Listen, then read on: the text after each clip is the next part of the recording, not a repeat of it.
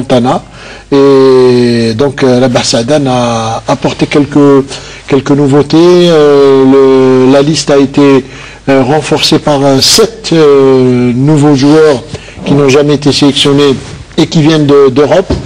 C'est des professionnels.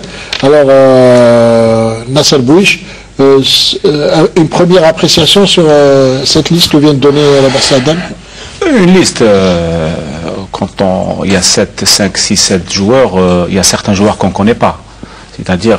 mais dont on a entendu parler ces derniers temps. Dont on a entendu parler. Moi, j'ai misé un petit peu, c'est un avis personnel, sur quelques joueurs locaux qui méritaient d'être dans ce groupe. Maintenant, il y a un entraîneur, c'est sa responsabilité, et il a choisi un groupe, il faut le suivre, lui faire confiance pour la suite. Et bien sûr, on peut pas contenter tout le monde. Voilà. La liste est limitée, hélas, par la FIFA. Hein, il faut arriver à 23, et là, déjà, on est à 25. 25, on peut dire que c'est la dernière ligne droite. C'est le moment crucial maintenant pour l'équipe nationale. Abdelrahman Mahdaoui, vous avez été entraîneur national et vous savez aussi bien que Saadane. Je sais pas, dans 10-15 jours, il va reprendre. Il n'y a aucun souci. C'est des petites blessures normales. La scène, j'étais inquiet parce que j'avais perdu Pubarji. Il a rejoué, il n'a pas ressenti de douleur, tant mieux pour nous, Inch'Allah. Pour que ça dure. Mais on ne peut pas savoir, maintenant à la fin de saison, Inch'Allah, il faut le faire. Bon, le cas le plus attaque, voici, Yebila. Megni, c'est tout. Voilà. Megni, vous êtes au courant, donc il va venir. Je ne peux pas me prononcer. Les médecins on a discuté, j'ai discuté avec eux à Doha, on a discuté ici, on va faire le stage, on va décider durant le stage, à la fin du stage. D'accord? Voilà, donc ça c'était le point sur les blessures, il y en a eu pas mal. Alors, un stage en altitude à Crans-Montana qui va notamment permettre d'augmenter un peu la récupération de ces joueurs blessés. Ammar Boras, une question concernant ce stage. C'est un stage en altitude. Alors, d'après vous, quel est l'objectif à travers un stage comme celui-là? Quels sont les bienfaits qu'on peut obtenir pour une équipe de football? Je pense pour l'altitude au départ, si on n'a pas de match en altitude, ce n'est pas la peine de faire de l'altitude, déjà. Maintenant, je pense que l'équipe nationale va jouer, je ne sais pas exactement à quel le 28 face à l'Irlande. Mais à quelle altitude? En Irlande, c'est... Non, je vous parle des championnats du monde, de la Coupe du Monde. Alors, à quelle altitude, on ne sait pas. Est-ce qu'ils sont à 1200, 1300 mètres? C'est à peu près à 1300 mètres. Ce qui m'inquiète ce qui m'inquiète par expérience, on ne peut pas emmener des joueurs blessés en altitude. C'est très... on guérit très mal en altitude. Très très mal. Parce qu'il y a la pression partielle d'eau est basse et le sang n'arrive pas très bien sur les zones... Il n'arrive pas bien oxygéné sur les zones blessées. Je pense qu'ils sont guéris, peut-être.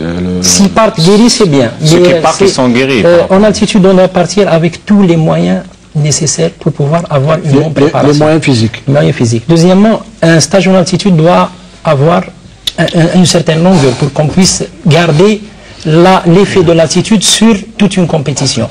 Maintenant, on voit que beaucoup de pays qui vont jouer en Coupe du Monde sont partis en altitude. Il y en a qui...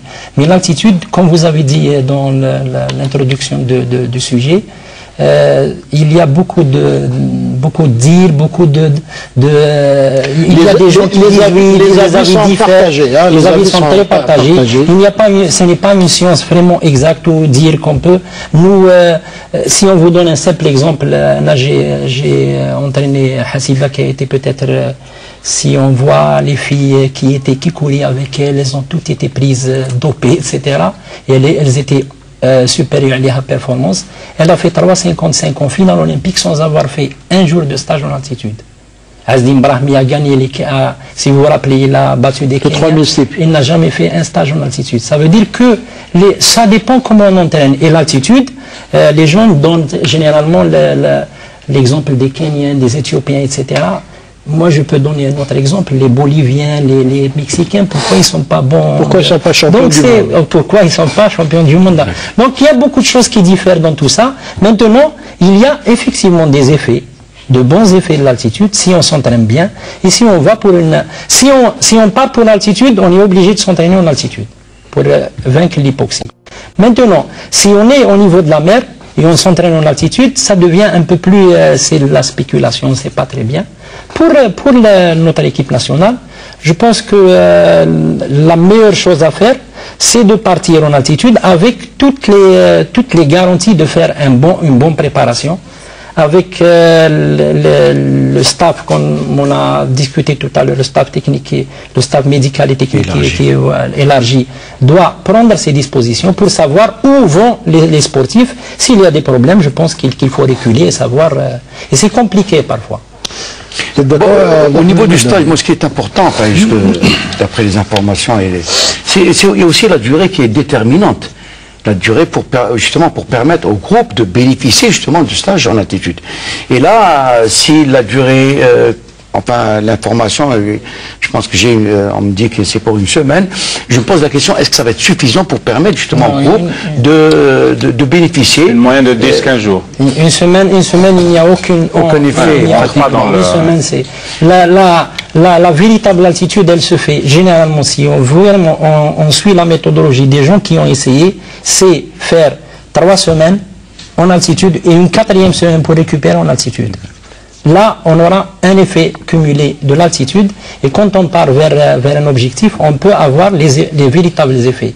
Et, pardon, il y a aussi un autre cas d'altitude maintenant qui est un peu plus moderne. Il y a des gens qui vont en altitude.